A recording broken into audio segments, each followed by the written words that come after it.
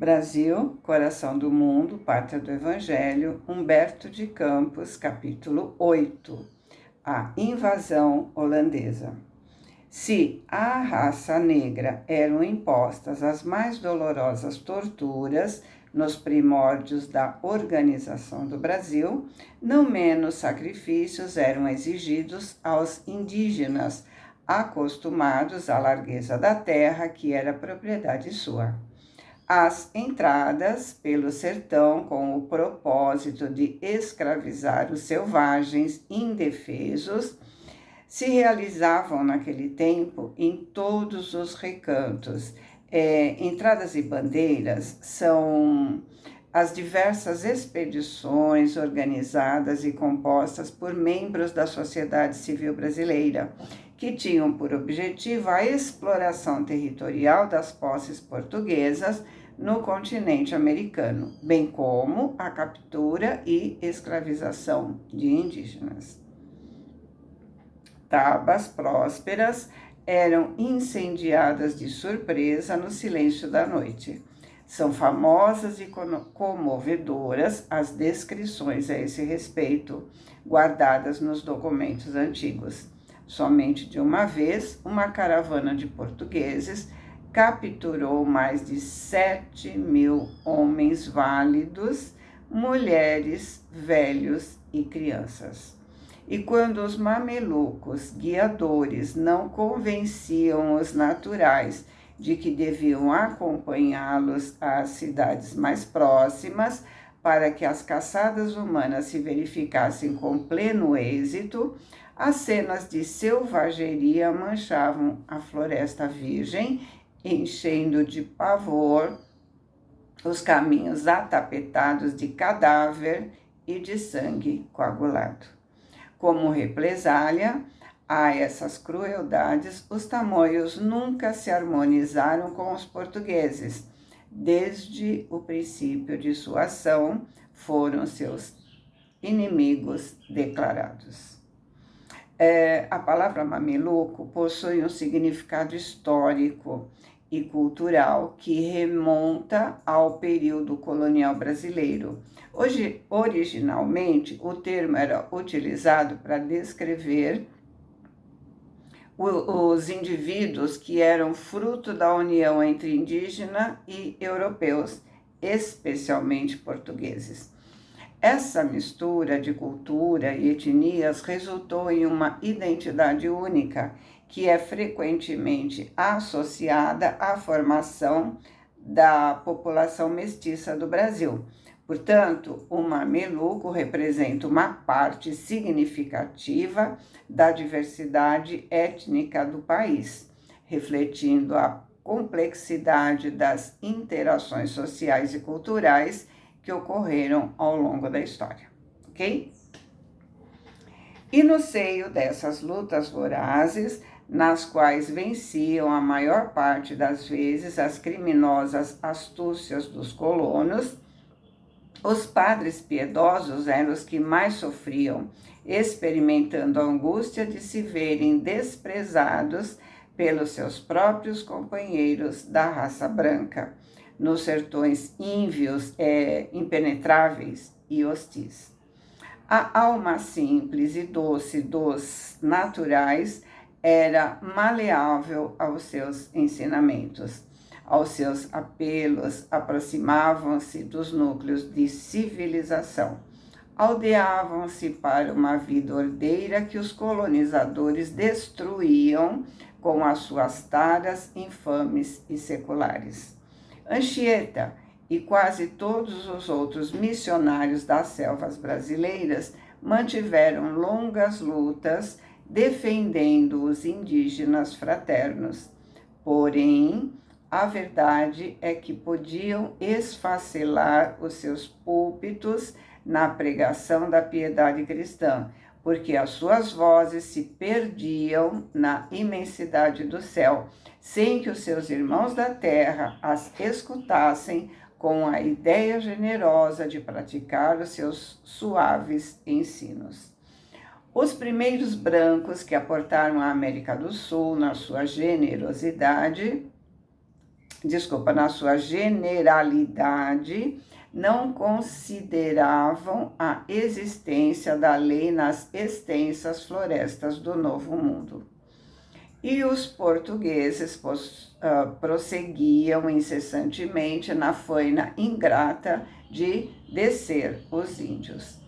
Regressando ao além, os primeiros missionários da Caravana Luminosa de Ismael pedem a sua colaboração misericordiosa para que semelhante situação seja modificada. Mas o grande apóstolo de Jesus explica: irmãos, não podemos tolher a liberdade dos nossos semelhantes. Não sou alheio a esses movimentos hediondos nos quais os índios simples e bons são capturados para os duros trabalhos do cativeiro. Esperemos no Senhor, cujo coração misericordioso e augusto agasalhará todos aqueles que se encontram famintos de justiça.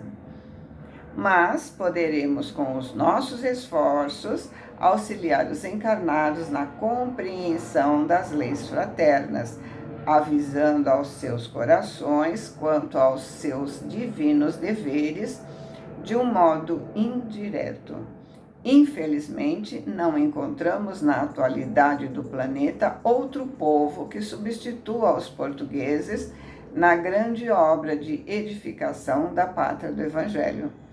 Todas as demais nações, como o próprio Portugal, se encontram presas da cobiça, da inveja e da ambição.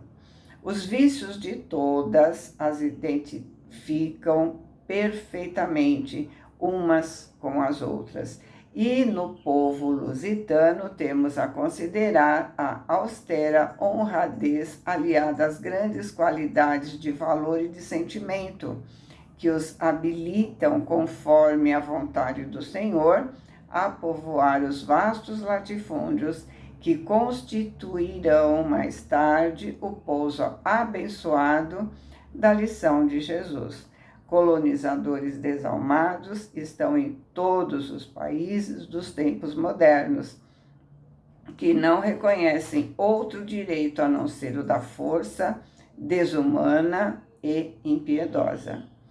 Recorrendo, pois, às possibilidades do nosso alcance, buscaremos na Europa um príncipe liberal, trabalhador e justo, que não esteja subordinado à política romana, a fim de caracterizar a nossa ação indireta.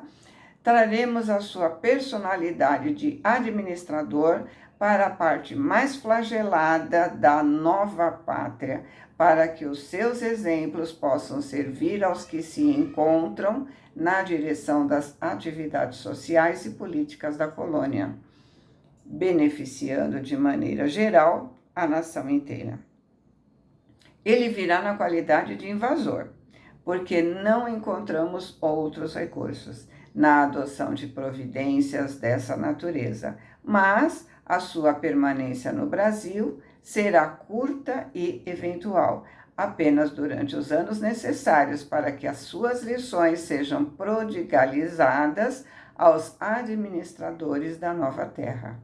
Preliminarmente, porém, devemos considerar que os seus companheiros não serão melhores que os portugueses, no sentido de educação espiritual.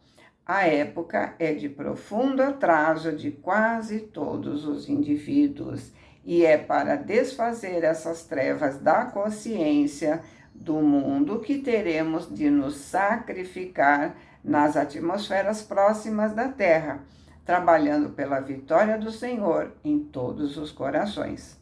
Todos os fatos se verificaram conforme as afirmações do iluminado preposto de Jesus. Em 1624, a pretexto de sua guerra com a Espanha, os holandeses tomavam a Bahia de assalto sob o comando de Johan van Dorst.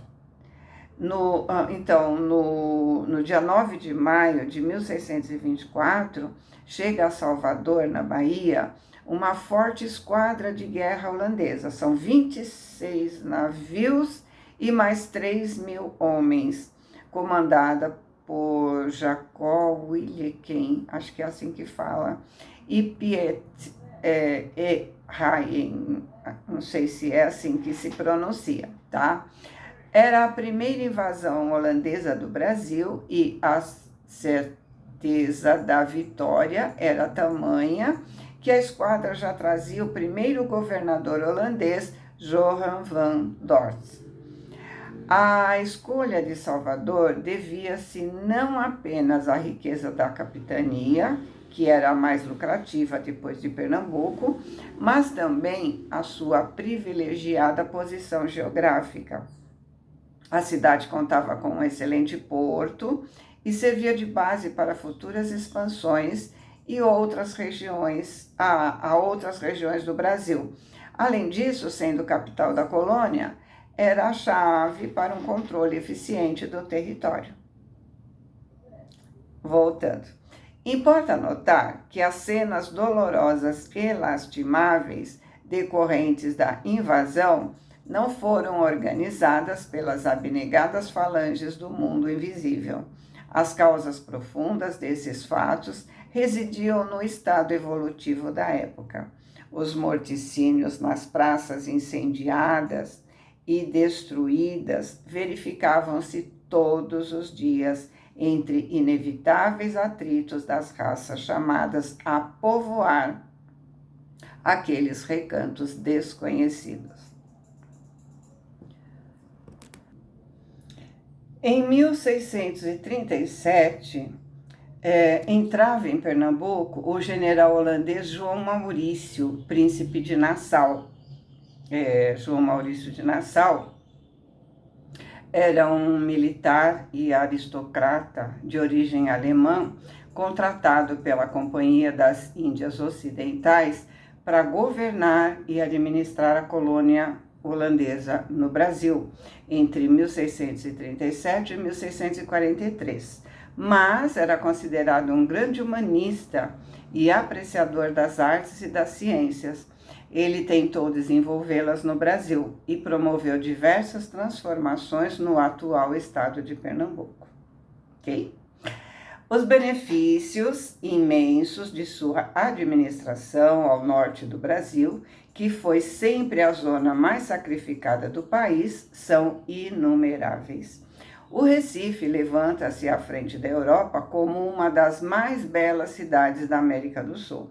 Olinda é reedificada. Uma assembleia de mecânicos, de pintores, de arquitetos e artistas acompanha o príncipe de Nassau, enchendo a sua cidade de singulares esplendores. Mas o espírito construtivo do administrador holandês não se cristaliza nas expressões materiais de sua cidade predileta. O seu amor e o seu respeito à liberdade o fazem venerado de todos os brasileiros e portugueses de Pernambuco, cujas terras, naquela época, desciam até a região do Paracatu, em Minas Gerais. Todos os escravos que procuram abrigo à sombra de sua bandeira de tolerância são declarados livres para sempre, e os índios encontram no seu coração o apoio de um nobre e leal amigo. Maurício de Nassau estabelece a liberdade religiosa e administra Pernambuco, inaugurando aí a primeira liberal democracia nas terras americanas, tais a justiça e a liberdade com que se ouve em seu governo. Os Albuquerques e outros elementos em evidência no norte muito aprenderam com ele para as suas atividades do futuro. Mas a realidade é que a lição de Nassau havia sido preparada no plano invisível para que os colonizadores da terra brasileira recebessem um novo clarão no seu caminho rotineiro e obscuro. Em socorro da nossa afirmativa, podemos invocar o testemunho da própria história, porque Terminado o tempo necessário da sua ação no Brasil, o grande príncipe holandês regressava à pátria por imposição dos espíritos avarentos que formavam nessa época da campanha das Índias na política holandesa, sem que encontrassem substitutos para sua obra na América. Apesar das suas frotas extraordinárias e poderosas, a Holanda se retirou do Brasil sem a intervenção de Portugal, bastando para isso o auxílio dos habitantes da colônia.